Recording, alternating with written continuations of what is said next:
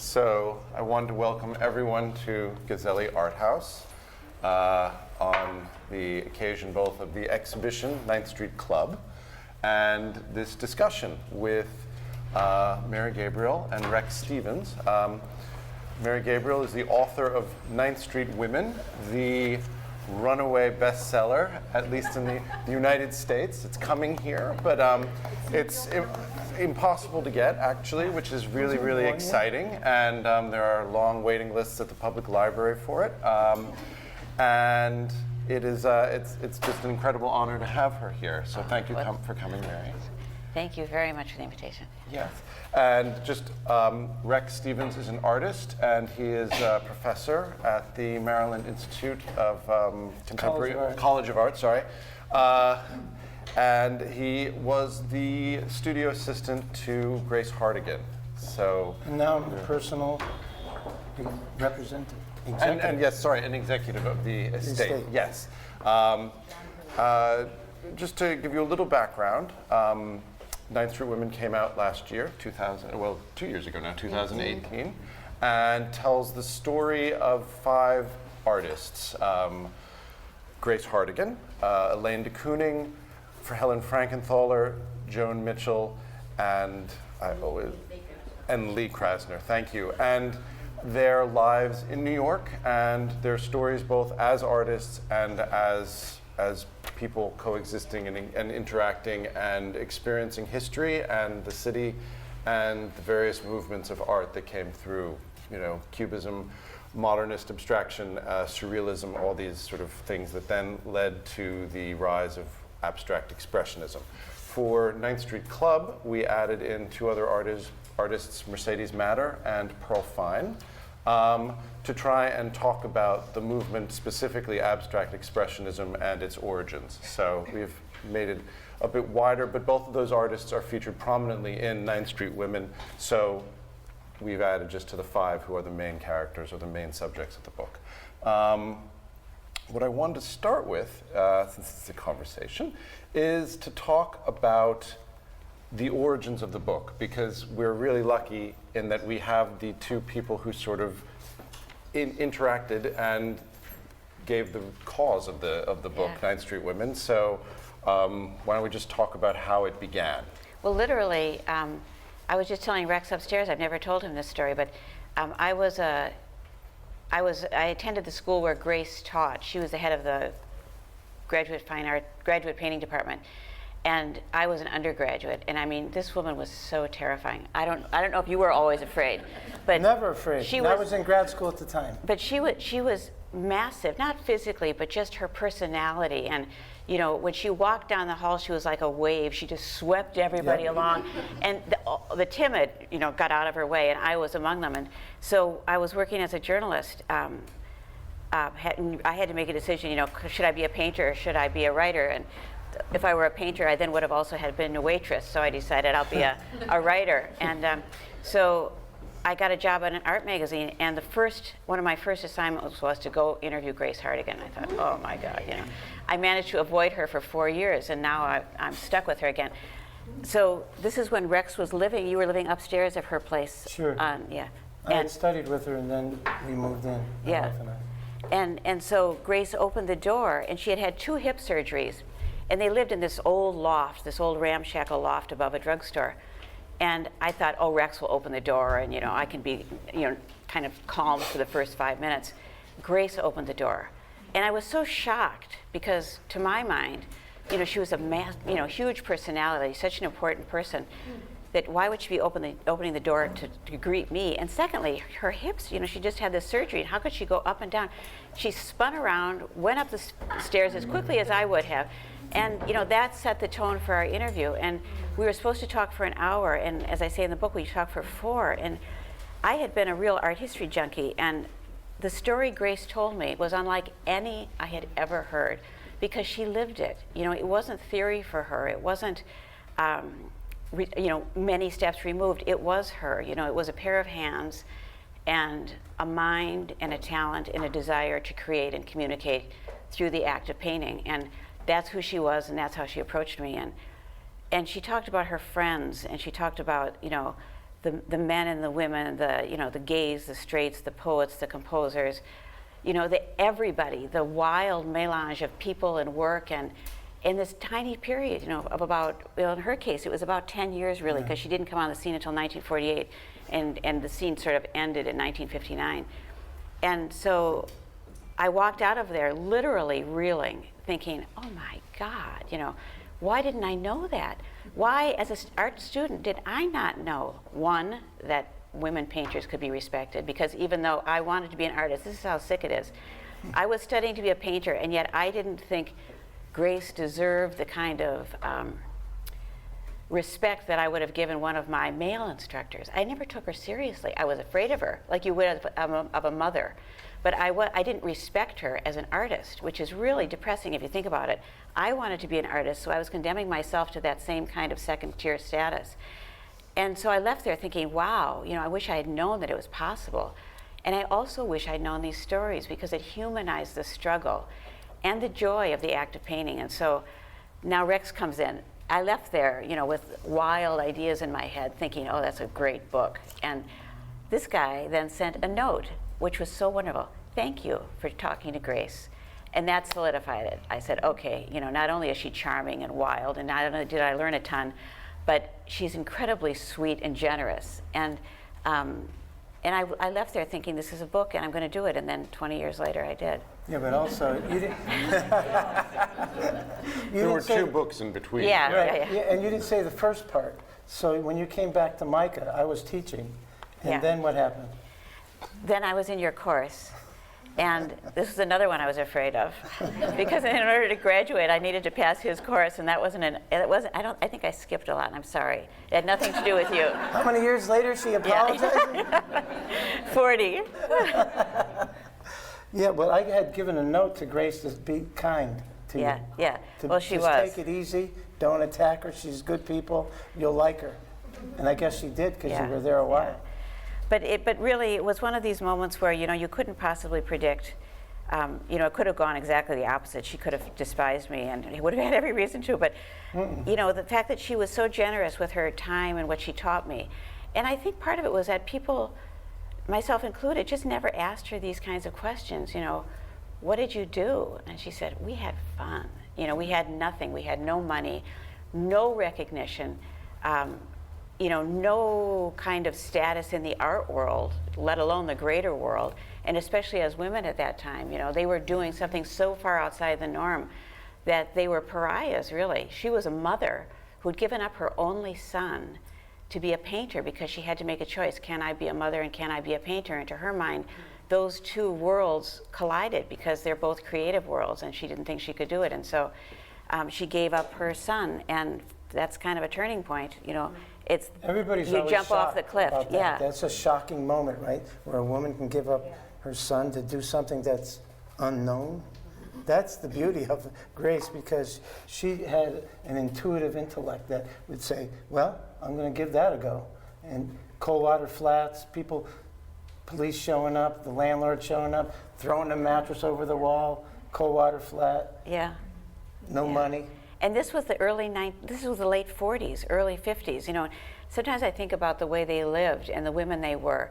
They would still be controversial today. Absolutely. A woman to make that kind of decision and say, yeah, I had to do it, She gave it back to the husband's parents, To which, the kid. oh, she did? Yeah. Oh. That was the trick. Oh, there. right, the son. Yeah. the son. Is he still alive?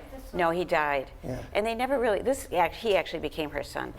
They never really reconciled, did they? They tried. No, I made her go visit the son, because I feel like, family's very important. And Grace has a chip in her. I mean, I think a lot of these artists had that chip. Yeah. The chip was, I'm first, whoever else is second, be it the lover, the husband, the boyfriend, the girlfriend, whatever it is, that comes in second.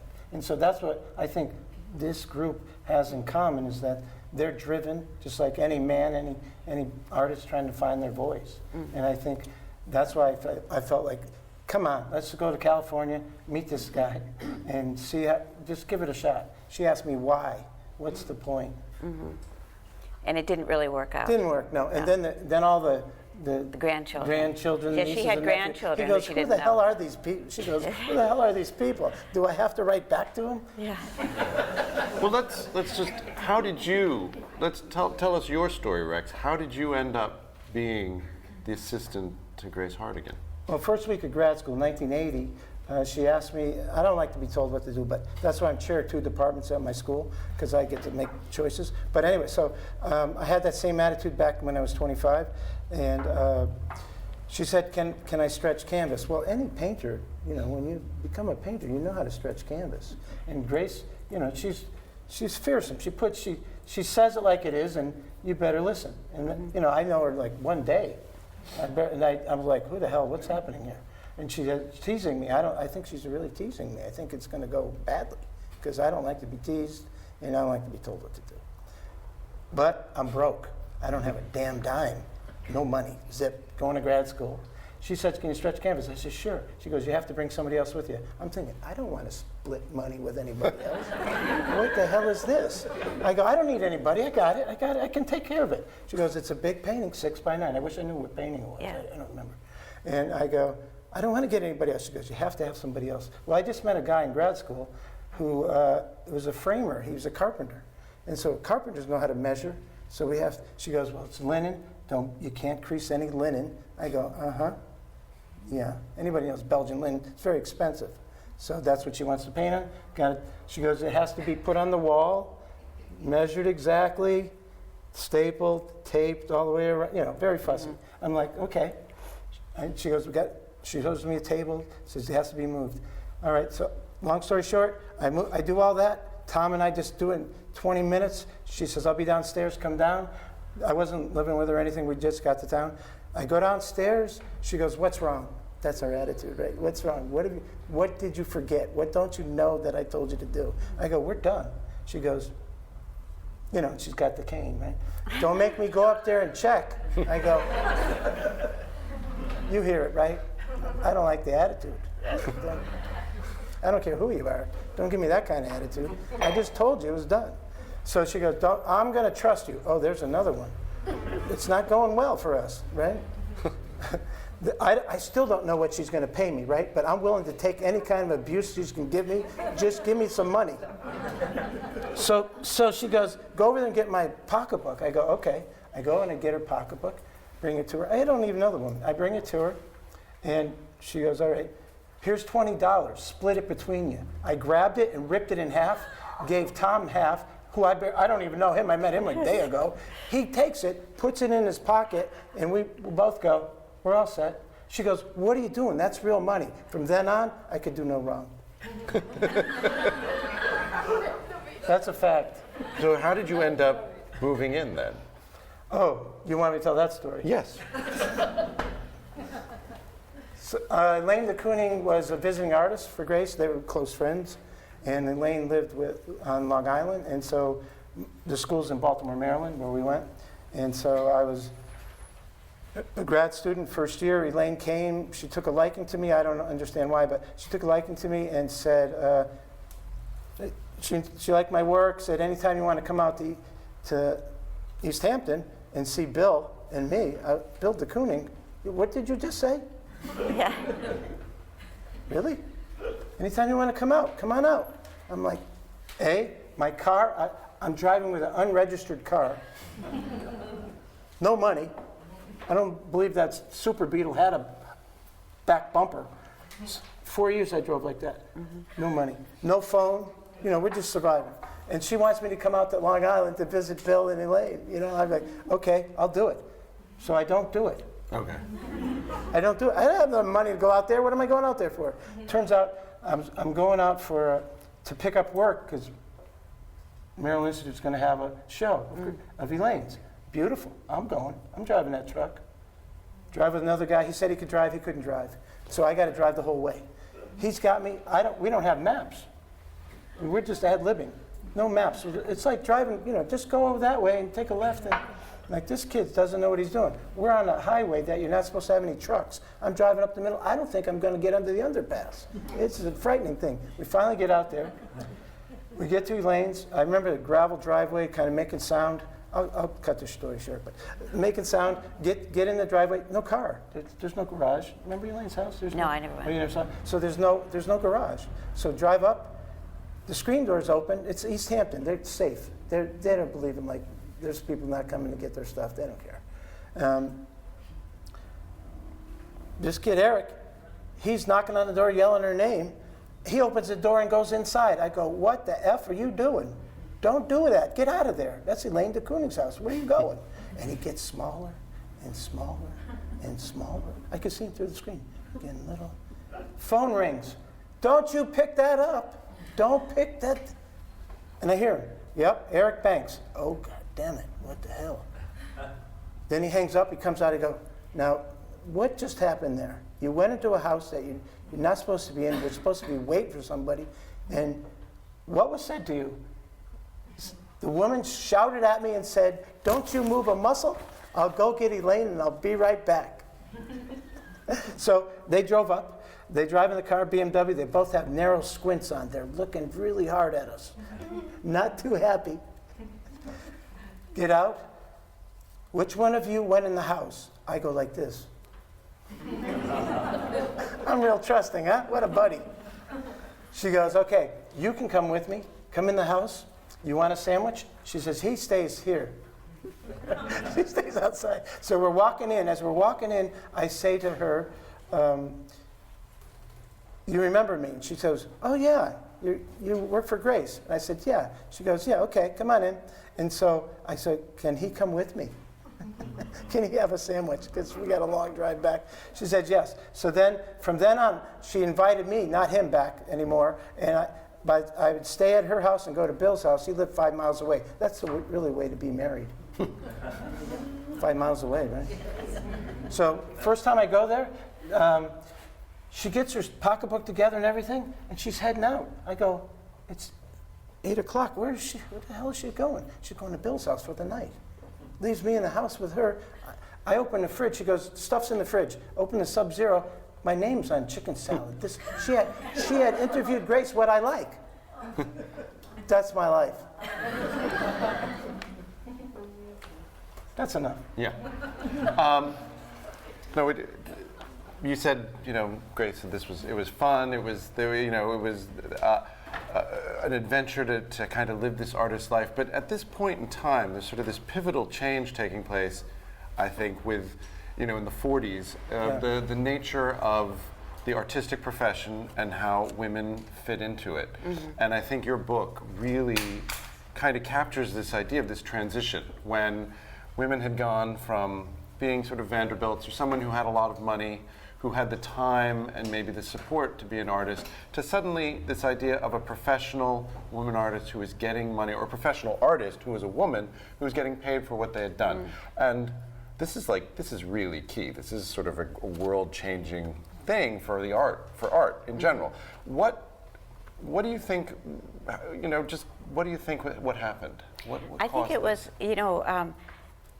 I don't know how it is in Britain, but in the States in the early 20th century, artists weren't valued at all. Period. Men or male or female. They just Americans had this kind of work ethic and art was considered superfluous, and definitely a woman artist was someone who was an oddball. The Georgia O'Keeffes or the Mary Cassatt's of the world were kind of untouchables, lived on another planet type personalities. And during the WPA, during the Works Progress Administration, the Depression, it was so fantastic because Franklin Roosevelt, who was surrounded by women. Eleanor Roosevelt. Eleanor Roosevelt, but he had more women in his cabinet than anyone until I think it was the 1990s, until Bill Clinton. But anyway. That's a whole nother story. Yeah. And it was just about as risque. But anyway, under Roosevelt, he, in trying to find jobs for everyone, someone said the famous story is, there's a bunch of painters who need work, and he said, well, I suppose, something needs painting out there, give them a job. And out of that came what was called the Federal Art Project, and men and women were in it together. And because it was a government subsidy, they were all paid the same thing. And because they weren't competing in any way for spoils, although they were competing for projects, they learned to respect one another in this really beautiful kind of way. And so it was a government-funded program that treated men and women equally, and so they saw each other equally. And it was the first time the government had ever recognized the value of art on that kind of scale. And so at that moment, men and women were artists. They weren't men and women, they were just artists, and it was fantastic. And so Lee and Pearl Fine, and Pearl's paintings are around here too, were the older among all of the women in this show and the women I deal with in the book. I think Pearl was born in 1905 and Lee in 1908. And so they were really in that WPA generation. And the really interesting thing that happened with them was not only did they get to know each other as a group of working artists in this really kind of wonderful gender neutral way, but it was also the moment when the Museum of Modern Art opened in New York. And so American artists hadn't really even seen this kind of work. You know, they were poor, they were working class people. They hadn't ever been to Europe to see the work hanging on walls. The best they could do was see it in black and white magazines in French, which they didn't read. So, you know, just think of the distance between them and the work that they wanted to paint like, or that they wanted to emulate. So finally, this museum opened, and they could all go up there and see the work. And so they were evolving, you know, all of these ideas were coming into their heads, and then they would all talk about it. When they'd meet after, they would have these famous payroll lines at the end of the week to get their checks from the WPA, and then afterwards they'd all go out and get drunk. And how much were they getting, just in general? I think it was like $22 a week, I think. But you could live on that in New York. Yeah, oh yeah, I mean, Yeah. they lived on nothing, you know, Yeah. they lived on absolutely nothing. So, you know, they shared residences and, you know, ate beans and, you know, the whole thing. I mean, it was the Depression, there was no money, no one had it. So all of this stuff was happening, this germination was happening in just a way that you couldn't have planned. The influences were there, the money was there, the camaraderie was there. And so Lee and Pearl are really fascinating examples because all of these artists, those two in particular, started experimenting. You know, what are you doing? What's this one doing? Well, what did Mondrian do? What did Kandinsky do? And they all started trying out each other's styles and the styles of famous artists. Lee and Pearl never gave that up. So of all of the artists, really from male and female, I think those two are the ones who continued that experimentation throughout their career. And they were criticized for it because they can't ever be pegged as a type of artist. You know, we were talking about this a minute ago. You can't look at a painting and say, oh, that's a Lee Krasner. I mean, some you can, but it's not that easy because she changes. I don't know how many of you saw that fantastic Barbican retrospective, which was unbelievable. It was so good. But that just showed you how much Lee changed through the years. You know, that room was done by the same person. It was hard to imagine. But that's the mentality that arose out of the Federal Art Project and the WPA because it was all about experimentation. And they just never stopped, and Pearl was the same way. So at that moment, women were artists, and they all accepted it. And so through the 40s, after that project was ended, and they were all working in their studios, still poor, but now not supported by the government anymore, they were still supporting each other as they did in those old days. And there was no differentiation whatsoever between the men and the women. Mm. And you talk about this also in the book, about how someone would get a job from the WPA and then they would hire other artists to help them out. Yeah. Well, they all were on the paycheck. So they would, let's say somebody would have a mural job, they would need assistance. So then other WPA artists would help them on that mural. They would be assigned by the government to help. So a lot of it was make work. You know, there was one, I talk about a muralist named Max Spivak, who was very old school, older man, didn't want any of these youngsters messing with his work. And so he would have them, you know, Lee was his assistant. And I can't remember what he called her, maybe his research assistant, like he needed any research done. And Harold Rosenberg, who was one of the most important critics of the Abstract Expressionist era, not at this time, but at the beginning, he was kind of playing around with painting and writing on the side. Max Spivak called him his reader. And so Harold would read, you know, Trotsky and things out loud, and Stalin, and, you know, they'd all stomp around and shout about politics. But yeah, they were just in it together in this really healthy, incredibly healthy artistic way, because there was nothing to compete for. There was no attention to be had, no money to be had. It was just pure art. I think the number one thing was try to move it from the easel paintings, Yeah. from French style. That's what they were getting Yeah. influenced by. And they didn't. They said we have to make this more American. It has to be bigger, wider. Yeah. Pollock started That doing was that. Pollock, yeah. Pollock opened that up, and then they were like, "What the hell? That looks good." And then everything. Pollock was, don't you need know, a stretcher. Don't need it. Just Yeah. put it on the wall. when I started this book, when I was looking at these 5 characters, because I picked these 5 women to focus on because they represent a span of 20 years difference. Helen Frankenthaler is the youngest, Lee Krasner is the oldest, and there's 20 years difference in their ages. And so I thought by telling their stories, I could tell the umbrella story of the movement. Right. And then each of them also had really particular contributions to the development of the movement. You know, Lee was absolutely pivotal in so many ways, not just as a leader politically for this group, not just as kind of a driving force of this group in the WPA and in the 40s during the war, but as Pollock's, you know, keeper, minder. I mean, she was absolutely, you know, literally carrying the weight of the artistic world on her shoulders, and it was a heavy one. And so I knew I'd have to deal with him a lot. And I have to tell you that when I started the book, I thought, you know what? I don't know if I can write this book because I hate him. You know, I hate him. That was something that I really wanted. Yeah. What did you hate about him, Mary? Everything. I hated everything about him. And I hated his person, I hated his work, I hated the Pollock myth, I hated everything about him. By the end of the book, I absolutely loved him. I fell in love with him because Okay, I what got do you to know love about him? everything about him. I got to know him through Lee, and I could see why Lee, you know, You could see it through her I eyes. met him through her eyes, Nice, and I could nice. see it absolutely. He was the pure thing. Now, anybody who goes so far out on a limb creatively, and think about that limb he was out on, you know, nobody was doing what he was doing.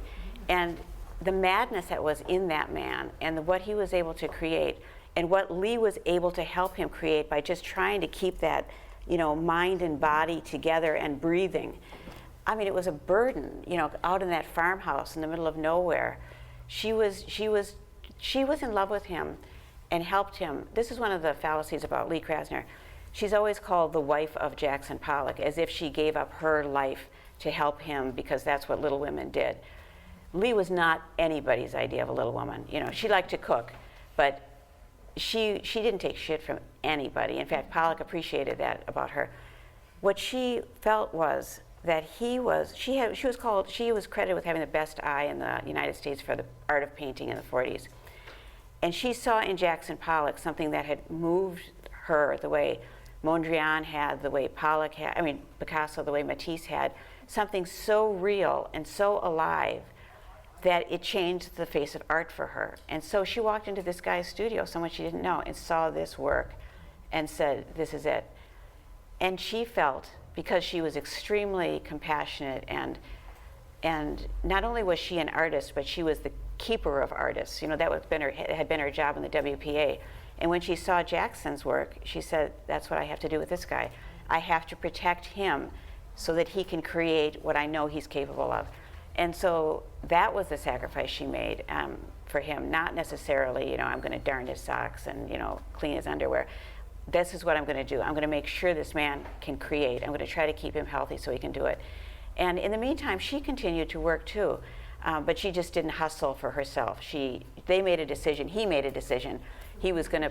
That was a time period, though. You know. Oh, it was definitely, but you know, but she had never been. She had been attached to one other guy, and he was the big shot painter at the time. His name was Igor That was a portrait painter, yeah. And he was really a hot painter in the 30s, and Lee was associated with him for 10 years, and she lost complete respect for him and basically said, you know, see you later. Yeah. So it's not like she was prepared to sacrifice because it was a man. It was that the sacrifice was worth it because he was a great painter. He needed all the help he could get. He needed all the help he could get. So that was a big thing for me, getting over the Pollock hurdle. But it was wonderful to fall in love with him through her eyes. Hate, love, on Knuckles. Yeah. Well, something that you talk about in the introduction and throughout the book also is this, and this comes up with Grace and all of them, is this almost cult-like idea of the power of art to save the world. Yeah. Now, I don't want to say that like artists nowadays don't feel that way. Many do, but it does seem quite across the board. And when you talk about people like Gorky as well and de Kooning and that whole gang, and Pearl Fine in particular as well, this obsession with this idea that this can make a difference. Where is that? Is that some kind of old world mentality about art or think it was in religion? America at the time. Where does it come from? What is this this idea? I think it's just the nature of art. I don't know Yeah. about you Okay. guys, but I mean, I think art fulfills that, fills that void that people have. And some people express this deeper search for meaning and beauty and something greater than, everyday Themselves, right. existence. Yeah. And themselves through religion, and some do it through art, and some, whether it's music or poetry or writing or whatever, you try to communicate this thing. It's this thing you have inside of you that needs to come out, and you find a way to bring it out. And some people do it through art, and in that day and age, and this is another thing that was really important to me in writing the book. And I don't know if Grace ever talked about this. It'd be something interesting to hear, because when I spoke to her, she didn't really get into this, but to me, it felt very important that, when you look at the time period when they were creating, art history rarely, well, at least in my experience, art history, when it talks about modern art, rarely puts the painters in their time. What was happening around them? It was as if they were in a studio, and meanwhile, behind them, the world is ending. There's just been the Holocaust and the atomic bomb, but don't mention that, And there was a really great quote, I don't know if any of you have read the book, but there was a Martha Graham quote that said, "You don't know how much the headlines in the newspaper affect the muscles in the body for a dancer." And that is true for every artist. You can't write, you can't paint, you can't compose music. If the world is ending around you, that's going to get into your work. And so these people had just lived through, as had the rest of the world, hell and back. And there was a little bit of a pulse there going, a little bit of a pulse. And they had to express that little bit of a pulse through art and help rebuild. And in fact, there was a lot of writing at the time that was really great by critics and art historians who said, okay, help, you've got to help. Anything you do now cannot look like what happened before the war. You have to find a new way to express what, the job of art is to tell a personal story, or to tell a world story, or, to tell a religious story. You have to come up with something new. You have to explain what happened. And where do you go? There's no words to express it. There's no image that you can rely on anymore because they've all been destroyed. So you strip the canvas.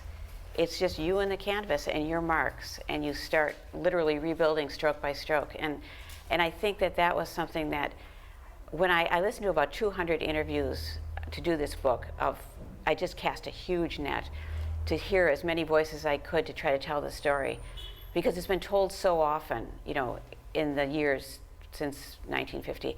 But I never felt that it had been told correctly, because it was so distant from the artists who were there. These artists were working class, beer drinking, filthy, foul-mouthed slobs. And you would never think that to read the theory, what they were doing, what they meant when when Pollock dripped on canvas, what he meant. He didn't mean anything. He was just mad. He was just looking. He was searching. He was dancing and moving, and and he was as surprised as anyone when it happened. Come here, Lee. Come out and look at this. Or when he said to Grace, "Do you think this is a painting? Is this?" And or do you think this is something a man should be doing? A man should be doing. Yeah. That's right. That's how much Man he wasn't or sure. woman, nobody. But how would you know? You've never seen this No. before. How could you possibly have the arrogance to say, "Yeah, I'm onto something"? This is so. And there's no gallery owners telling you, "Yeah, this is hot." No, that was what drove the process. Right. So there was no money involved. it was. I thought it was important to put them in their time as humans, interacting with one another and interacting with the world. And the other thing is, so many of the men in that movement were in the war. Mm-hmm. And we never they never talked about that, because that was that generation that came back and didn't discuss it. But these were veterans. These were GIs who had just come back from the battlefield and seen each other killed, and some of them were so shell-shocked that they couldn't really even talk. They just took drugs with Larry Rivers. But and that's who these people were. They weren't thinking about the theory or how I'm going to explain this in 20 years when my work is selling for millions. That wasn't even a matter of selling. It was just a matter of getting it out there because they had to, out of the cage inside them. I think they're also. But did Grace ever talk about that? Yeah, kind she of talked the more times? about the depression. Like Yeah. being a part of the depression and losing her parents, Yeah. losing a lot, and then trying to, because everything seems hopeless then. Yeah. But she was always terrified of being poor. Always, that was her whole thing. Even though I go, well, what does this say in the bank account, Grace? What, Yeah. we got some numbers here. Yeah. What's happening? But think But about she always that. felt that way. But she was absolutely petrified of being poor. And yet, what did she choose to do for a living? Be a painter. Right. It And we lived in makes this no huge loft, and she always Yeah. thought the landlord was coming and we're going to kick us out. Yeah. So anyway, No, it didn't sorry. happen. Go ahead. Go ahead. Yeah. Please. Questions. I think, well, this show is called 9th Street Club. Which isn't quite correct. Yes. Because it's the 8th Street Club. but that's Yes. right. Well, it's the 9th Street Yeah. show and the club. Yeah. So Correction. we mushed them together. So it's the club and the 9th Street show. Yeah. But that's the question. Yeah. So the club was this organization, I don't know what you'd call it, a collective, an association. The Abstract Expressionists and their friends, like Merce Cunningham, dancers, choreographers, Yeah. writers, Philosophers, philosophers, everyone under the sun would get together on 8th Street. It was at Yeah, Ibrahim on 8th Lassau. Street, yeah. He had a space, and they do this twice a week from 1949 until 1955, and it kept on going. But in 1951, they decide that they're going to have this show. Yeah. Now, is this a direct sort of refutation of the influence of Paris on New York? No. What happened? It Why was did just the- to get attention It because was okay. Right. Pollock, there was a story in Life magazine on Pollock in 1949. I don't know if you guys have seen the image. It's so magnificent where his painting Summertime is stretched across 2 pages and he's leaning like Brando, smoking a cigarette all covered in paint. And it was great. And so this was And that's where they said, is this the greatest Yeah, artist? is it the greatest of all artist? time, So right. that created this incredible buzz in the greater world, not just the art world, because Life magazine had 5 million subscribers, and so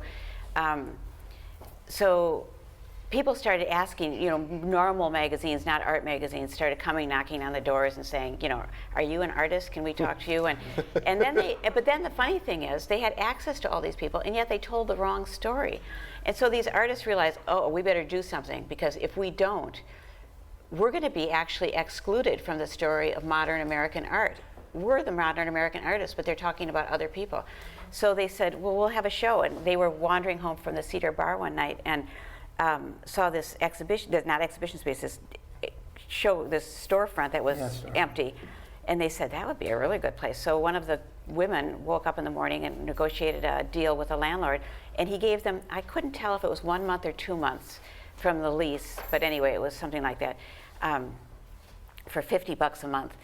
And the building was going to be demolished. So they whitewashed the whole thing. And the list of artists, you should look it up on the internet sometime. The list of artists in this show is unbelievable. I mean, if this were in a museum today, you could never get into the show. It would be so popular. It's everyone you have heard of and then some. And they all were able to submit one painting. It had to be a certain size so everybody could come in. And once again, in the spirit of the WPA, it was men and women, no gender dispute there whatsoever.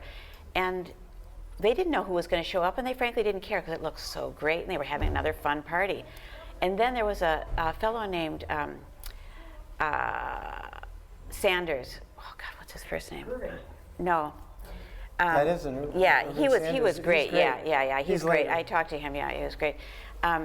Hoops Sanders. Anyway, sorry, I just blanked out. But he had this really great description where he said it's like a Hollywood opening. Suddenly, all these cabs started showing up, and people were dressed in evening gowns. And they said, "Who are these people?" And they all came into the show, and it was a big deal. Well, you said the Rockefellers showed up, and Yeah. you had people like and Alfred Barr from MoMA, and so then Leo Castelli hung the show. And they made Leo him pay Castelli for was it, nobody. right? Was that it? No, it's bits and pieces, yeah. Because he claimed he shelled out $200. I know, he had a lot of stories. Oh, okay, yeah. Well, right. he may have shelled out $200 by the end of it, but Well, that's the rent there. yeah. No, they covered the rent, but they needed him for incidentals like lighting and things like that. But And liquor. yeah, and liquor. So Alfred Barr from MoMA, the director of MoMA, said to Leo Castelli, "Who are these people?" And he said, "Well, come on with me to the Cedar, and I'll give you the list." So on the back of exhibition photographs, he wrote down the names of these people, who, lo and behold, started appearing in the Museum of Modern Art in New York. So, it was just this really wild time. And then afterwards, they went to the club, this space they had rented. mainly to get out of harm's way, because the village in those days was so dangerous that the places they used to hang around in, they would get beat up. So they just said, let's rent our own place and we can go there, each have a key, and live happily ever after. And so they went and had a great party. So that was, everything was such, there was such a humble beginning for all of these episodes. And Grace was in the show, Right. and there was a letter or no, it was in her diary where she talked about doing the painting. She had only been there on the scene for 2 years. Grace's story is so incredible because she went from 0 to 5,000 in 3 years. She was a New Jersey housewife with a kid and a husband, and had never even painted, never even done a drawing. And he was going to get drafted. So he said, I can fill in the blanks. yeah, he said, he said, we'll go on the road together. Yeah. When I can't remember something. I'm bringing her to my school to give a lecture too. We'll do the same thing. When he said, well, you've got to do something while I'm away. So they went to a night drawing class, and she said, you know, I started drawing and something just happened, and I was sweating and crying, and I never quite understood if she was crying because she was so moved. Or you thought she was crying because she was frustrated, or Frustrated and just happy all at once. So all these emotions she didn't know. So I want to know more about it. And she had just had a baby, and so from the moment she had this baby, art came in conflict. Same time. Yeah. So, but Grace was in the 9th Street show. Yeah. Well, no, 6 of the 7 artists were in the only one is Mercedes Matter, but she was an integral part of the whole Yeah, and she was in movement. California at the time. Yeah. She was fantastic. If Pearl and Lee were alike generationally, Mercedes and Alain de Kooning were kind of not good friends. Lee and Mercedes were best friends, but Elaine and she were on the same kind of wavelength. They were absolutely socially gregarious, and the kind of people who see connections everywhere. Oh, you must meet this person, you must do that, you must come here. When the club was first formed, there was a meeting and to set rules. Of course, there were no rules. That was ridiculous. But They weren't rule followers. No, they weren't rule followers. Yeah, they had Ernestine Lassow, Elaine de Kooning's best friend. I met her when she was 100. She was fantastic, so lucid. I mean, she was terrifyingly brilliant at that age. But she said to me, I was supposed to be the note keeper, and then she was told immediately, "Don't take notes. We don't want rules." So there were all these myths about, oh, there were no gays, no women, no communists allowed in the club. That is all BS. Immediately gays were interested, not even invited. I mean, they were just there. They were, everybody was part of the group. And Pearl and Mercedes were the first 2 women. Yeah. Because, they weren't not going to be there. I mean, that was crazy. And then Elaine de Kooning, who was in Provincetown at the time it was formed, came. And so from the very beginning. Kooning invited Pearl Fine. There's this wonderful photograph of the 2 of them. Yeah, that's what I always heard. Yeah. Now, what was the nature of the club? It was sort of someone would speak, and then there would be like a discussion. It had just started out to be a place where they'd get together and talk. Really, I mean, as I said, just to get off the street because it was dangerous. And they had coffee. They weren't even drinking. Right. They were just drinking coffee, and they had a fire, and they'd throw orange crates into it and sit around and chat. And then one night, Elaine de Kooning was out with Irving Sandler, and she brought back to the club William Barrett. Do you know that philosopher? He was one of the early he was American. He was one of the early guys to talk about existentialism, and he was a good friend of theirs, and he taught at NYU. And so Irving and Elaine and William Barrett came to the club, and existentialism was very much in the air because Sartre had just spoken at Carnegie Hall, of all places. And some of his plays were on Broadway, which I also find fascinating, where Cats is today. Once upon a time there was Sartre. No Exit was showing. And so William Barrett started talking about existentialism, and then it became a lecture because he was a professor. They have a tendency to talk. Too much, don't shut up. So they said, will you come back and tell the larger group, because it was only a few of them there.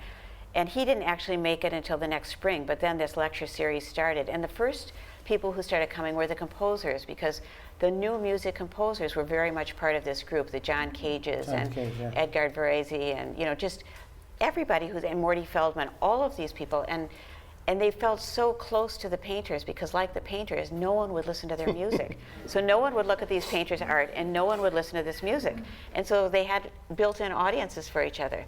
And so that's really what the club then became. Every Friday night, there would be these incredible lectures by people who, you know, your jaw drops, you know, when you hear the list of speakers. But, and then they would dance afterwards, you know, let out all this steam. They had a little turntable, yeah. And they were Yeah, just, and sometimes Larry Rivers had a jazz band and he would play, and he and his guys, and, you know, I mean, it's just, So didn't Elaine write for Art News? yeah. Because that makes sense that she would bring other people. She was always looking. Yes. Just to finish my story. Yeah. So with Elaine going out to visit, because that's what you really wanted me to say, and I was getting ready to move to New York City. Yeah. Because I had just started teaching, but I was like, the hell with this, I'm out. But it didn't happen. So Elaine, I went to visit Elaine. Elaine heard that I wanted to move to New York. She narrowed her eyes and twisted her head. And we had come back from a movie, and she goes, "What are you doing?" I said, "I'm moving to New York. You know, those fixture fees are expensive. You got to put this money on." Remember the fixture fees, the Village Voice? The Yeah, yeah. I'm all prepared for it. I'm ready. I'm psyched. I'm doing it. And she goes, "What about the Grace Hartigan problem?" I go, "Grace Hartigan problem? You're talking about Grace Hartigan. Grace Hartigan's like a rock, right? She's got troubles? What's the troubles? Like, what do you know that I don't know?" She goes, "Well, somebody's got to take care of Grace." I go, "What? What are you saying?" She goes, "Yeah, somebody's got to take care of Grace." And that was like 18 years before Grace died. Yeah. So it was like, it was so much in advance that I had to take it. It had a life plan for me, like, what? What are we talking about? So she said, "Don't worry. By the time you get back home to Baltimore, you like what I have arranged." She's arranging my life. I don't know the woman. We're not relatives. Right? So she says, "Don't worry about it. You know, I drive back. It takes me forever. Get back there." And so Grace said, "Yeah, what do you think?" I'm like, "About what? Like, what are we doing here?" So she said, "Okay, you'll get a stipend. You'll get free rent. The floor I have up above 3,000 square feet. I'll put heating, electrical. I'll buy all your appliances." And I'm like, "What?" That was my life. Yeah. That's what he wanted me to tell you. So It was Elaine- Elaine's yeah. idea that I live with Grace. Nobody in the right mind would want to live with Grace, I'm telling you. Except me. And then I had, They all to, took care then of I had each to tell other. my wife. That was a good one. Yeah. We just picked up another wife. but it's a wonderful network of just that's what she Elaine did. watching out for Grace. Elaine had and an then we, idea. you know, we have Helen I have no idea and what- Grace Yeah. were best friends. That's right. Yeah. And it was very funny. I was researching the Helen Frankenthaler Foundation, and all of Grace's letters are in the Helen Frankenthaler Foundation, and all of Helen's letters are at Syracuse, Syracuse, yeah. where Syracuse Grace Special gave all Ed. of her papers. So Yeah. it's this wonderful. They're all. That's where I sent them. And you know, we've got a wonderful pair of drawings there by Alain de Kooning of Frank O'Hara in George Siegel's studio. That's right. And Frank O'Hara and Grace Hartigan had one of these amazing relationships. Yeah. He had great relationships with several of them, but Yeah. what was the nature Well, of Frank the relationship? O'Hara, I don't Because know. he's a major figure He's in a the major book. figure, and if anybody is looking to do a biography, Frank is the guy. I mean, he is such an important figure. He was this. I mean, he's somebody you would fall in love with He's immediately. everybody's best yeah, friend, yeah. everybody's best friend. He was this little wisp of a poet who appeared on the scene in 1951, and John Ashbery, who was one of his closest friends, another poet, said, "You know, we all knew something was missing, but until he got there, we didn't know what it was." Right. And he was the inspiration for everybody. I mean, Elaine, in a kind of a way, Elaine was. Elaine would always say whatever you did was great, not because, you know, she was trying to jolly you along, but she just so appreciated the creative process. And Frank was that way too, although he had a little bit of a harder edge to him. But he and Grace really fell in love with each other in 1952. Yeah, non-sexual. Yeah. love He was affair. gay, she was hetero, but Although she. apparently there's one episode in the Oh, book yeah, where in the book. he says, like, we've got to do it or something. And she we've was got like, to no, go to bed. You're just drunk. you She know. said, "Are you crazy and ruin this?" You know, Grace by this time was on her, almost on her third husband, and she's not going to mess up the one relationship that's meant something to her, which is Frank, by going to bed with him. But Elaine drew Frank repeatedly through the years, and there's a drawing back there of him, and I don't know what the date of that is, but Frank died in, I think it was 1966, in this really freak accident, and Elaine never drew from photographs, so it would have been before Always his death. observation. Yeah, but he was in everybody's paintings. If you look at paintings from that period, from Bill de Kooning to Larry Rivers did fantastic paintings of him. Yeah, there was photographers did yeah, shots of him, photographers, yeah. Larry did one painting of him that it was a full nude of Frank, Yep. and a guy Grace was going out with had a bookstore in East Hampton, and this was kind of a did you ever meet him? He was kind of a macho guy. What was his name again? Bob? Bob what? You got me now. That Now was we in need a third Southampton. person to help. Yeah, all right, I'm not filling Usually in that two hole. brains work together, but now we need a third brain. But anyway, Doesn't matter. there was They're not husband gonna number remember. three. It's good. We're good. Husband number three. We'll just call him husband number three. Yeah, 3. Um, Well, wait, can I just tell Yes, the story how yeah. she left the husband Yes, number 3? yeah. Because I'm fascinated by this. This goes with the kid, leaving Yeah. the kid. So she decided she couldn't take being in Southampton out in Long Island anymore. I've had it. It's enough of this. Did you write about that? yeah. No, I didn't. I didn't get into okay, too much. so this is a little bit. inside the park Grace story. So then she goes, well, my friends came in to get me and bring me back to the city, and so I had them. It was a guy who was like a mafia guy Yeah, from from New York City, yeah. like a jazz club. From the 9th Street. Yeah. No, from 5 Spot. 5 Spot. Yeah. 5 Spot Jazz Club. So the owner, shady business, him and his boys, they went out to Long Island and they got all their stuff. And so she takes off her wedding ring, puts it on the bedside table, makes a meatloaf, puts it in the oven on 200, and that's it. Never saw him again. Till I showed her, like 15 years later, I go, isn't this Bob? Bob Keane. Bob Keane? Yeah. Look, the bookstore guy. She goes, who the hell is that? Because in her brain, she hasn't seen the guy in 18 years, right? But from then on, I called her the bolter. She bolts out of stuff. So that's how I always called her the bolter. Yeah. Isn't that a good story? Yeah. I go, what's with the meatloaf? Why do you put it on 200? I'm out of here. I'm out of here. Screw this place. But make sure, she said, I had to make sure he was fed. Well, I don't think that was too happy. I don't think he ate that meatloaf. Yeah. Or any other one after that.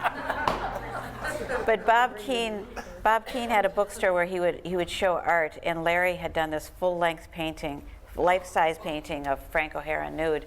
Yeah. And he hung it in Bob With Keane's penis. The penis is there. Yeah. But Frank was wearing socks, and I With guess the he was socks cold. on. So Bob Keane showed this painting, and everyone in the Hamptons, it was very conservative in Very those days, tight, very conservative. And they were, oh my God, appalled, and there was a petition to close it down. So he put a little sign on his door saying, you can only say you have to, it's by invitation only to see this painting. And the line was out the door, around the block to see it. Yeah. But anyway, Frank was really the muse of this whole scene. Because his poetry, in a way, embodied this Well, that's rejection it. of tradition. He was writing Right. about just seeing them at a party and who was there and Right. listing it. And Well, Grace did a whole series, 12 paintings. And he Yeah. worked at the Oranges, Museum of yeah. Modern Art. Yeah. It's Yeah. important to say that he Right. was a huge supporter of Yeah. Grace and put her in shows and Definitely. helped get her name out Definitely. In fact, he was actually the person who worked on the Museum of Modern Art's international shows that first brought these abstract expressionists to Europe. So Frank was kind of responsible for introducing them around the world. And there's this big controversy about whether the Museum of Modern Art was working with the CIA to try to spread, American culture to counter communism. And there was a bit of that. But the idea that Frank O'Hara was working with the CIA, it's so laughable. He was just getting his friends in shows. That was his crime. If anything, it was that he was picking Grace and Larry and Helen and, right. and putting them in exhibitions. Yeah.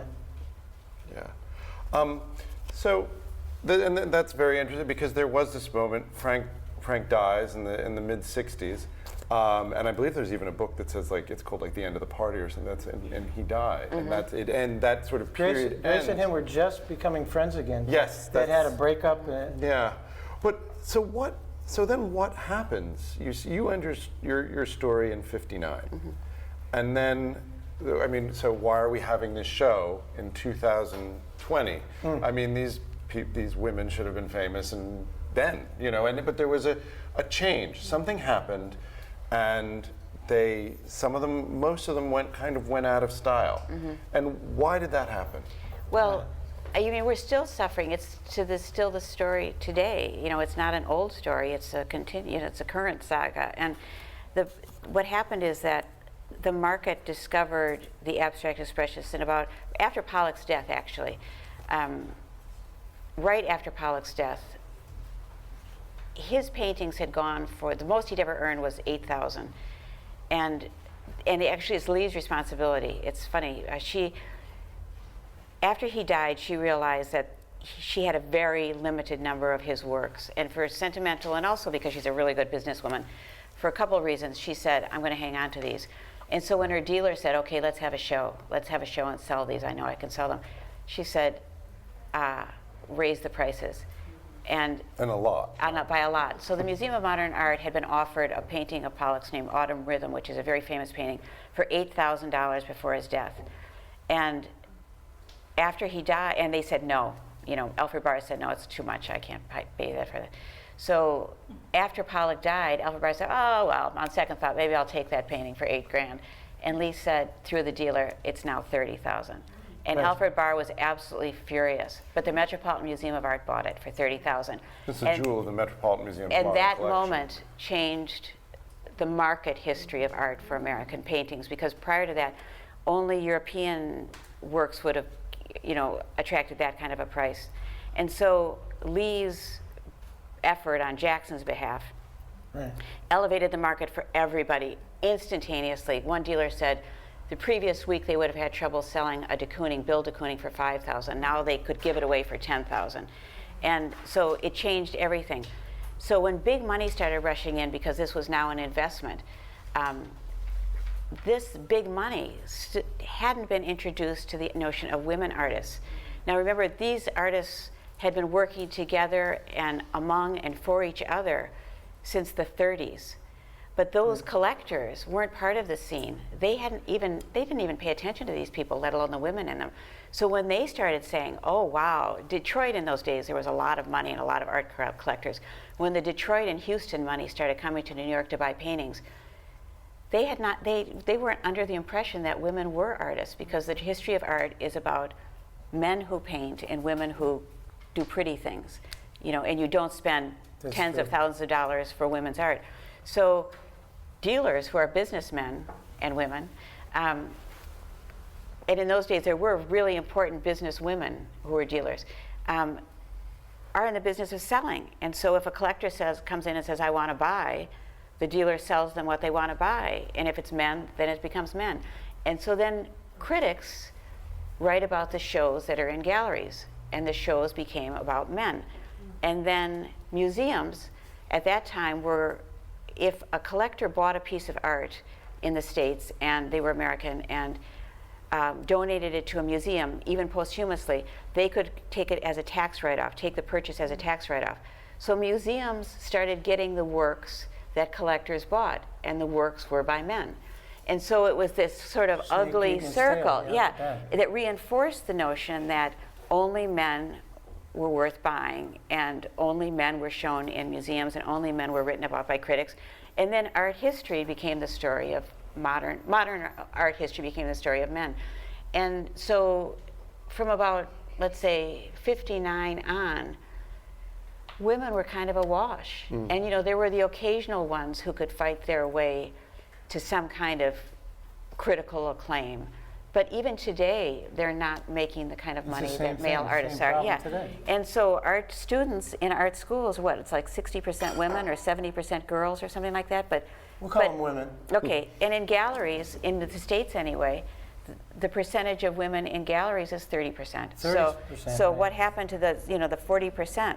So we're not talking about ancient history here, we're talking still about happening. today. And so why now, why these women?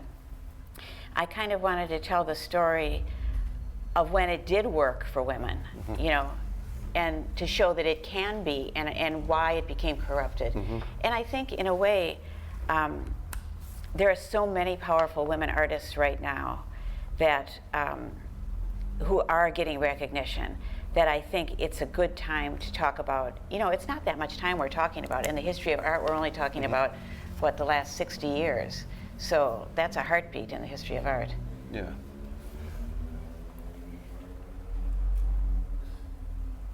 Oh, is that, oh, you mean it's not Netflix, it's Amazon. Oh, is it? Yeah. Can I? Sure. Oh, Yeah. well, in line of that, and I thought of wanted to bring it back He had as to- we're going he to had to start get asking permission. questions. I'm not. I should have done it No. before. Okay, that's fine too. We No. can just go to questions. But I wanted, because there's the beginning of AbEx is sort of that picture of Pollock saying, "Is this the most Yeah. important artist in America?" Yeah. I think we can say that the story of these 5 women is going to become a TV or a what streaming you're saying. media event. It's been Our optioned out or fingers whatever. Seriously crossed. It's kind of very exciting because this is another moment now when, obviously this is a room of people who care about art, so we know who Lee Krasner is and we know who Helen Frankenthaler is, but it's about to be a TV show. And is this like another moment where... Well, a cable series. Yes, Yeah. but that's how everyone A watches TV TV. show. I apologize, I'm Yeah. being anachronistic. Yeah, But cable. cable show, streaming media, series. difference. Do you think this is going to change the sort of the face of art in a way? I don't know, but one thing I do know is that, Small steps. yeah, there was, not this past fall, but the previous fall, there were really high expectations. There were, at Christie's in New York, there were a couple of paintings, one by Joan Mitchell and one by Helen Frankenthaler that were for sale, that were just unbelievable paintings. They were so good. And the expectations were massive. This is going to be a huge moment. These things are going to sell like mad, for big, big money, 40 million.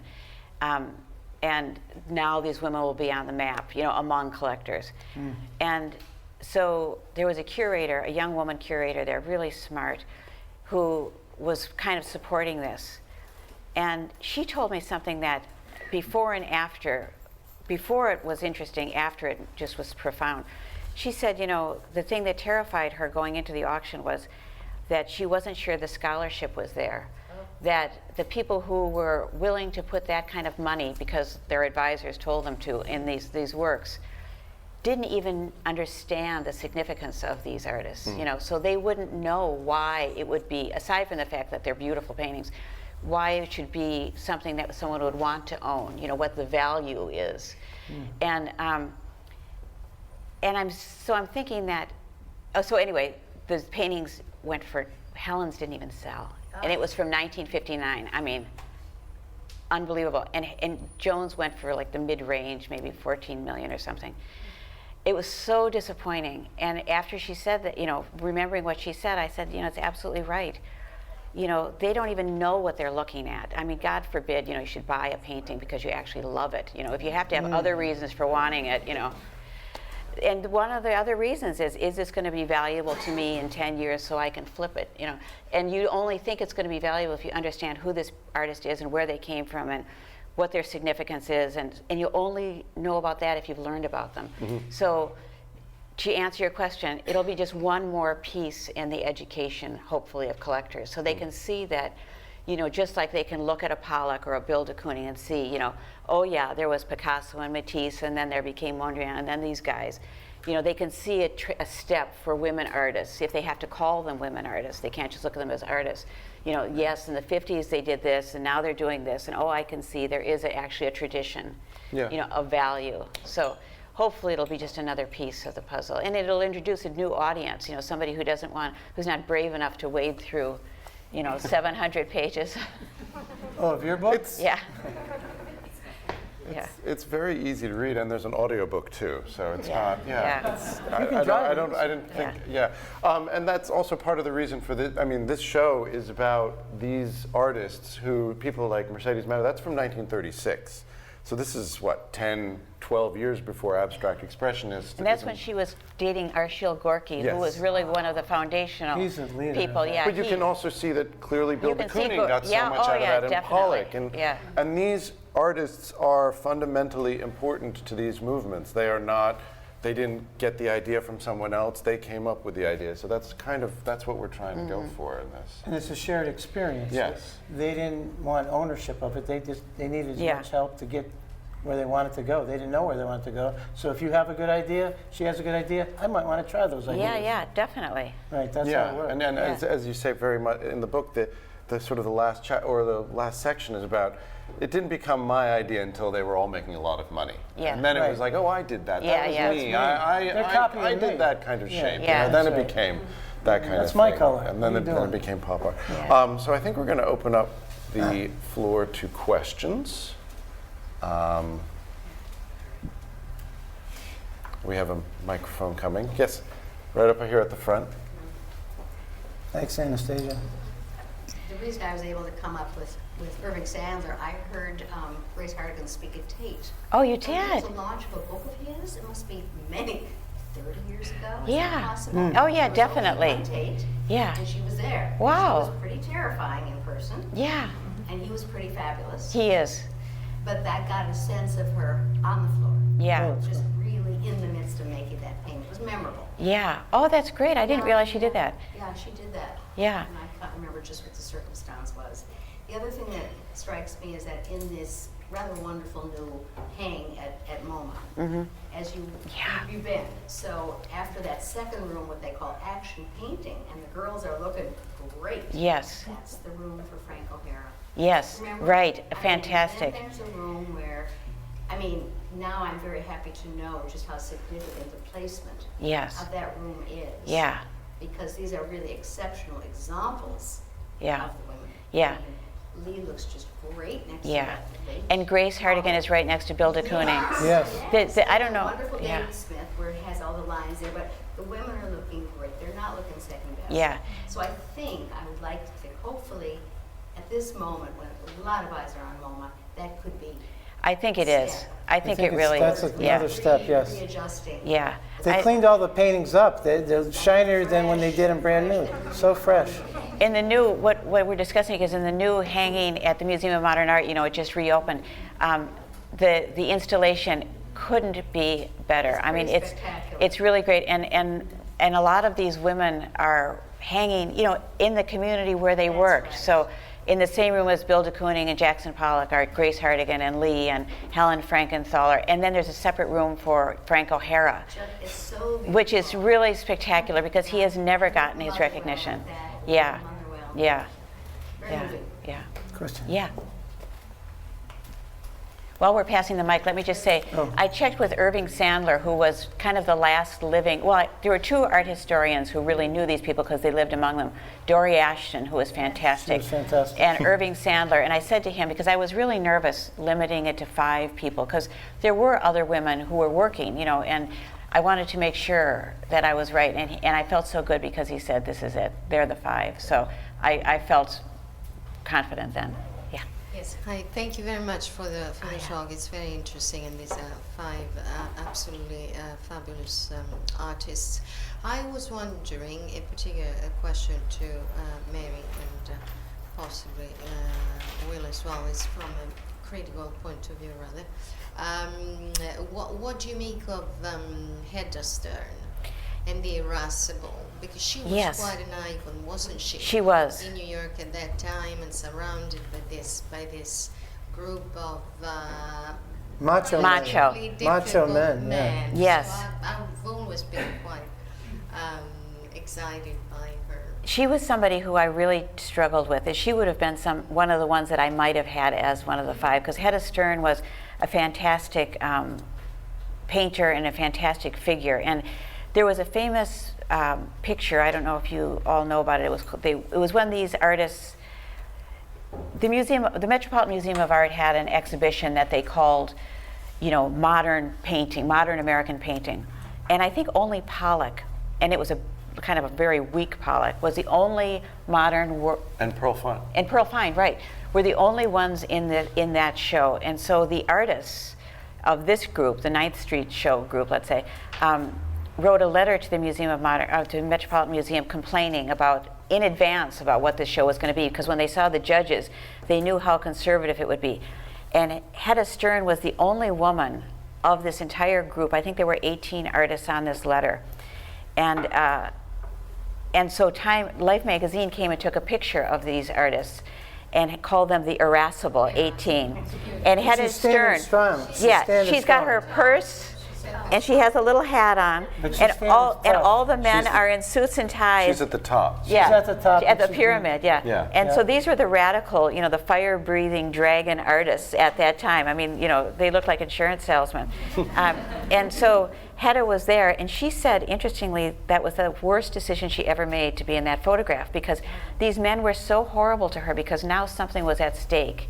They needed to be taken seriously as artists by this greater community, you know, beyond their little walled city in the West Village.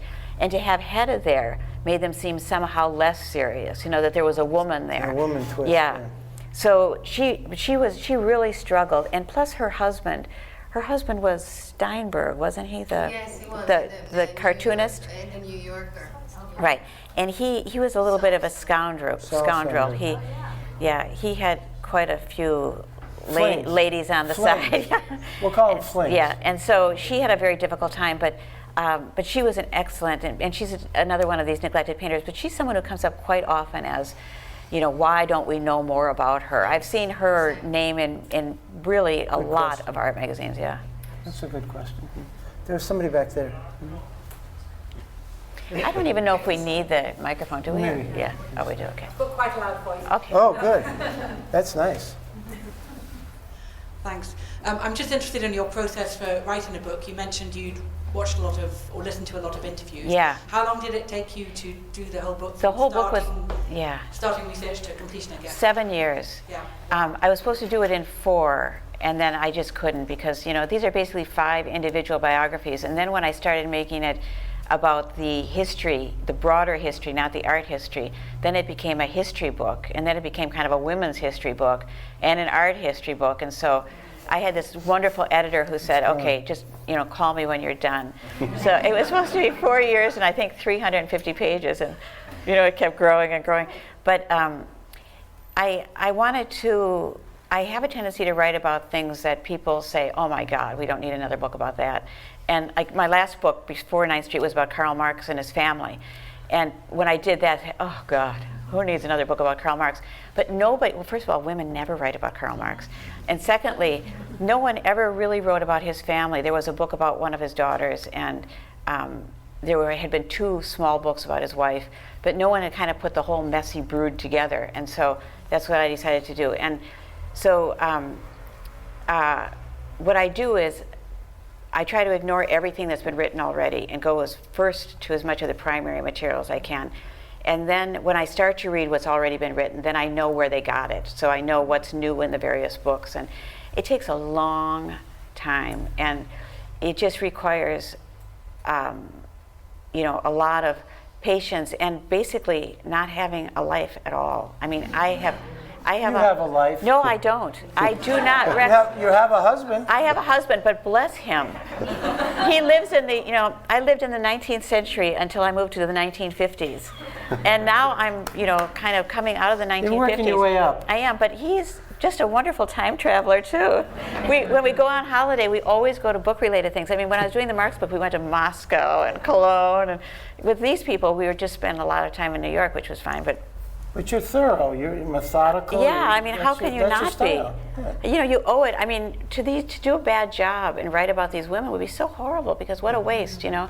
If you're going to tell their story, you know, tell it the way they would tell it, and that takes a lot of work. And what's next, actually? Actually, I'm doing a book about, this sounds weird, but I wanted to continue writing about women artists, but I didn't want to write about visual artists anymore, because I thought I pretty much said everything I could say and that I would repeat myself.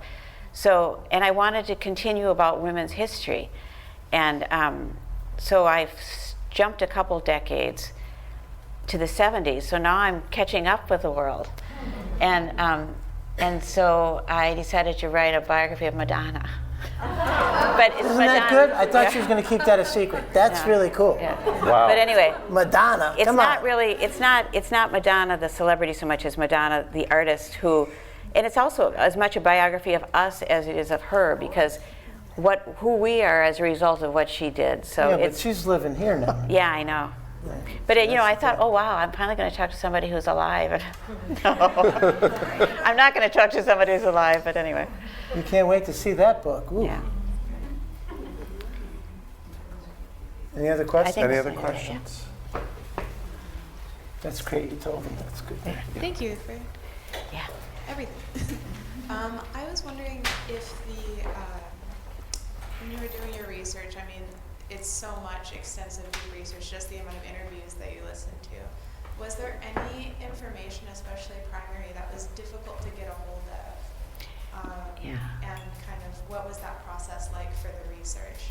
Yeah, the most difficult part is always convincing people who are in charge of someone's legacy that they can trust you, you know. And Yeah. so many of these women, I mean, the Mitchell Foundation existed, but she was the only one. There's a Lee Krasner Jackson Pollock Foundation, but they don't really, they're kind of just a clearinghouse for business. artwork. Yeah, business. So these women really hadn't been written about all that much. So I had to convince people who were very protective of their stories and their work that I was okay. You know, it's really risky because once something goes out there in a book, that becomes the story, and you've got to make sure that the person who's telling it is somebody you want to entrust that responsibility. So I mean, Rex can talk about this because Grace has been kind of dragged through the mud more than once. Yeah, they've had experiences that were less than stellar. Yeah, and so I lived with Grace for 28 years of my life, so I know a lot of her stories. I could finish them all the time. And so, you know, she had a lot of drinking problems early on, and I don't drink. And so by the time 83 came around, I was a story keeper then. Yes. Because alcoholics have this thing where they repeat themselves. Yeah. It took years. I like, Grace, you want me to finish that story? Yeah. You just told me that one a little bit ago. Yeah. And so, but I got to learn the stories by that repeating pattern. But so there's been so many good intended movies and books, and then the book comes out or the movie comes out, and you just go. I know. I mean, it's So awful. then it's not good, and so then she gets madder and madder. Yeah. Doesn't want to do it, but I still think any word is better You than think no so? word. Yeah. I believe it. I wonder about that. No, but because you can't just because you don't know. you don't know. You 'Cause have to like roll the you, dice. If I but- said, "Oh no, Mary's not damn good," but you took 7 years to do it. I know. But what I do, and I know it's no in journalism 101, but Right. I always show people the quotes because I would so much rather have people know in advance what you I'm were thorough. using than have them be disappointed later, or I could very easily be wrong. I mean, I honest to God can say that I don't ever think I have had any quote in a magazine or newspaper No, that's written. right. Yeah. No. It's always words I But would you never used- use. You would write me back stuff that I said, and I said that? Oh, Yeah. okay. Okay, sounds all Did right. it sound okay? Go ahead. So Because I'm not recording So it. that I'm was not the most remembering it. difficult part, just actually, and that took a lot of time. I mean, let's say the first year I started working on it, I would start approaching people, the the Kooning family, or, and just to build up that trust takes a couple years easily. And then Yeah. once you do, it's so wonderful because then you become friends with everyone. And there was this group of older ladies who took care of me. When there was one, her name was Doris Ock, and she was a peripheral figure as far as the greater art story went, but she was central to Elaine's life. And so I got to Doris, I don't even remember exactly how, but she was this really sweet little bird of a woman, and she said to me one day at lunch, they always make you lunch when you become friends. That's a bonus. And she made lunch, she said, "Oh, I have, once when I was broke, Elaine gave me a little job to do, transcribing interviews she did because she was going to write an autobiography. And she said, I have the transcripts. Would you like them? Elaine was dead, and this was as close as I was going to come. I couldn't believe it. I said, I didn't want to get overly excited. Oh, sure. if they're available. So then Doris called another little old lady and said, oh yeah, she's fine, you can talk to her. And so I got That's how it passed works. around. That's right. And that's when I ended up with Ernestine Lassalle, who was Elaine's best friend, who was 100. And she died the next year, and we sat for hours and hours, and she'd tell me these stories. And then sometimes when I would write back to one of the little old ladies, and one time I told one a joke, and within 10 minutes, another one wrote me and said, why don't you ever tell me jokes? So it was this really great thing, and it's so wonderful when it gets to that point, but it takes time and patience. And that's the hard paper, the primary stuff in archives or whatever, that's easy. That's just allowing yourself, a week in a library, and not going crazy. And But that's fun too. I mean, that's my favorite thing. There was a moment when I had to do a lot of magazine work, looking at old art news and arts magazines and things from the 40s, 30s, 40s, and 50s. And the best place was at the Metropolitan Museum of Art in their library stacks. And they let me go down in the stacks, and I don't think I came up for a week. It was just heavenly, and I felt like this kind of strange underground bird, flying from stack to stack, and I'd have, magazines piled up everywhere, and I was in heaven, and it's hard to explain that, but it was really, that part of it's really fun for me. Yeah. You talk about the practicalities for these dealers. I'm Yeah. thinking there was Peggy Guggenheim and Yes. Betty Parsons. Right. But maybe the collectors weren't asking for the girls. They weren't. thing. Betty Parsons was a fascinating. There were some women gallery owners. This is actually a very good book too. At that time, there was Peggy Guggenheim, Eleanor Ward, Betty Parsons. I know I'm forgetting some, but who were excellent. And they showed, Betty Parsons especially showed a lot of women. She showed Pearl Fine. She showed a lot of women, but there weren't people buying, and she practically begged, borrowed, and stole to support her gallery and her artists. But I think Peggy Guggenheim was a different background. She was. Probably less so. But you know what? She's funny. She gets no credit at all for showing women, and yet one of her very first shows in the States was an all-women show. Really? So I never really understood where that rap came from, because a lot of the surrealist women were good, strong That painters. generation. Right, that generation. And so she was showing them, and when she first started showing modern artists in New York, when she kind of had a falling out with a surrealist and said, well, screw you, I'm going to show who's here. Right. There were women in her show, so I never really Grace showed understood. that she has a, Really? there's Does a- she? There's a Oh, Grace her painting. Ireland painting. The Ireland Yeah, painting was in That's Venice, beautiful. in the Yeah. Guggenheim Museum. Yeah. Yeah. Yeah. Yeah. I don't know why, Has its own where line. that came from. I think it's that, I think that Peggy was not particularly pleasant to women. Yeah. But I She wasn't think, pleasant to anybody. no, She was I don't think mean. she was. Yeah, she was mean. But I think but she showed the art. Good. Yeah. Good to know. Yeah. Anyone else? Go ahead. Can you tell us more about the influence of Hans Hofmann? Oh, yeah. Oh, that's Yeah, Hans, thanks for mentioning that. One of the themes that runs through this period and this book is how many people make the pilgrimage to Hans Hofmann's studio. Now, Hans opened his American school. He kind of was stuck in the United States in 1933, and because of Hitler and he closing the Bauhaus, and Hans had a school in Germany, and it was under threat by the Nazis. So he happened to be in the United States at the time and got stuck there, though his wife was still in Germany. And so Hans, basically, to support himself, opened a school in the village. And these artists, as I described before, they had no kind of way to see actual working European artists who were still the cutting edge, even in the 30s and 40s. And so Hans was a physical representation of those artists, because he had worked in Paris before the First World War with Matisse and Picasso, and he knew everybody. And so he was teaching those lessons directly. He was not only one of those artists, he was teaching this new generation of American artists who were dying to find out the secrets, the keys that would unlock this thing called abstract art.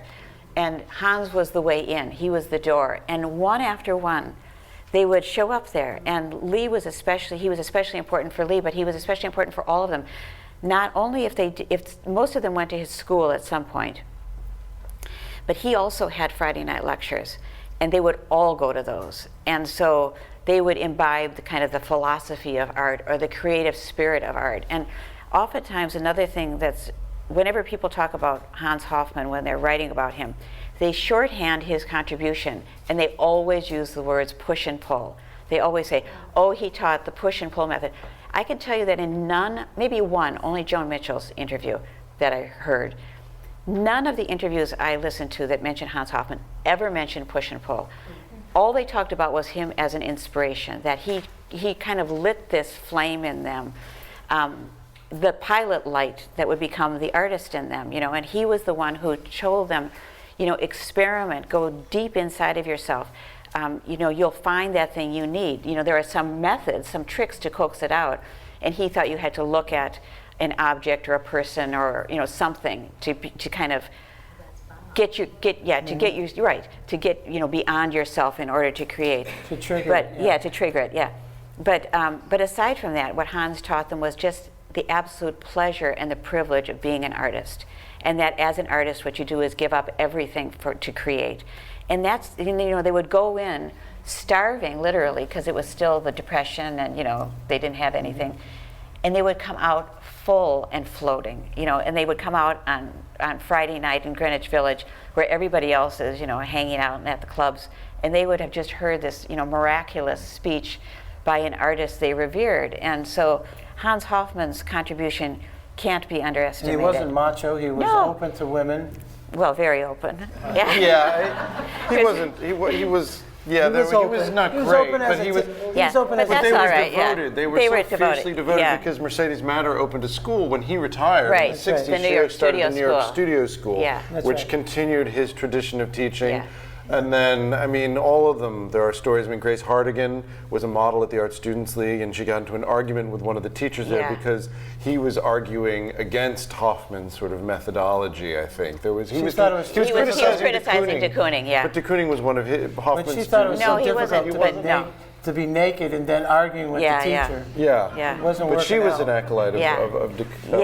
of Hoffman. Hoffman yeah. as well. They all were. I mean, you couldn't be in that group and not be influenced by Hans Hofmann, even if you'd never set foot in his school. I don't know if this is true, but Grace told me the story about Hoffman's wife, that she painted the cottage in P-Town to look like his paintings. Oh, really? So Yeah. the floor, the Yeah, ceiling, yeah, yeah. all the walls are different colors. Yes, I think that's true. Yeah, yeah. I thought that was great. Yeah. That's really Yeah. marvelous.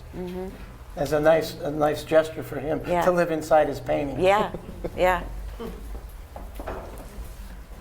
Not really a question, but I thought I'd just mention that Hedda Stern's got a solo show at Victoria Miro at the moment. Oh, great. Oh, really? And Hans Hofmann's got one, unusually, it's his first solo show for a long time in London, opening on the 19th of February. Oh, isn't that great? So it might be worth people knowing that. Oh, that's great. And also, That I'm was sure nice, everybody knows, but at the Tate right now is a Helen Frankenthaler show. Yeah, they've donated a major work, and then they've brought out all the other enlarged Yeah, works. Terrific great. show. Oh, that's great to know. Foundation.